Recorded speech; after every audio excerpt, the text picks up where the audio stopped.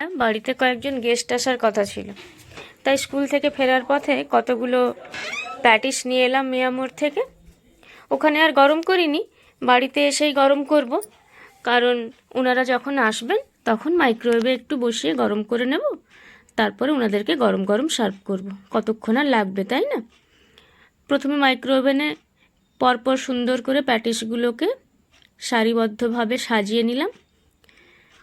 আরও একটা রয়ে গেছে জানেন, মনে হচ্ছিল জায়গা কুলোবে না, কিন্তু আবার একটার জন্য কি মাইক্রোওয়েভ চালাবো, তাই ওখানেই একটু একটু সরিয়ে নিয়ে আর একটা প্যাটিসকে কোনোভাবে অ্যাডজাস্ট করে দেওয়ার চেষ্টা করা হচ্ছে। মোটামুটি একটু হিট পেলেই ওরা গরম হয়ে যায়, বেশি সময় লাগে না। ব্যাস সুন্দরভাবে সাজিয়ে নিয়ে মাইক্রোওয়েভের ডোরটা লক করে দিলাম। এবারে সুইচ দিয়ে 200 ডিগ্রি তাপমাত্রাতে প্রায় 5 থেকে 7 মিনিট রেখে দিয়েছিলাম। গরম হয়ে গেছে খুব সুন্দরভাবে। এবারে একটা একটা করে বের করে নিতে হবে। খুব গরম আছে, তাই এইভাবেই বের করতে হবে, নাহলে হাতে খুব গরম লাগে। পরপর এগুলোকে থালার উপরে সাজিয়ে নিচ্ছি।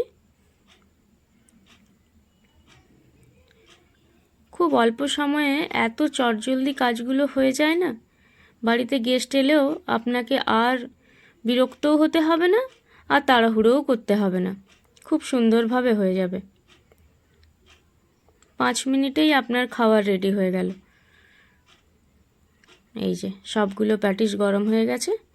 এবার এখান থেকে মিশুকবাবুকে একটি তো দিতেই হবে, ছোট বাচ্চা তাই না, তাই ওর জন্য নিয়ে গেলাম একটি।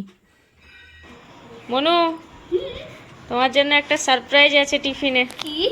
এই নাও। ও মাই গড, ও মাই গড।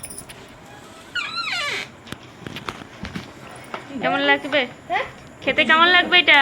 দেখি চেক করে একবার। দিয়ে বলছি। দেখো হট আছে নাকি দেখো। Too also no problem, this is not so much.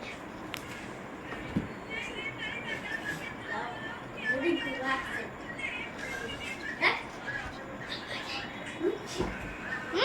নামি ইয়াম্মি লাগছে। চলো তাহলে টিফিনটা করে নাও।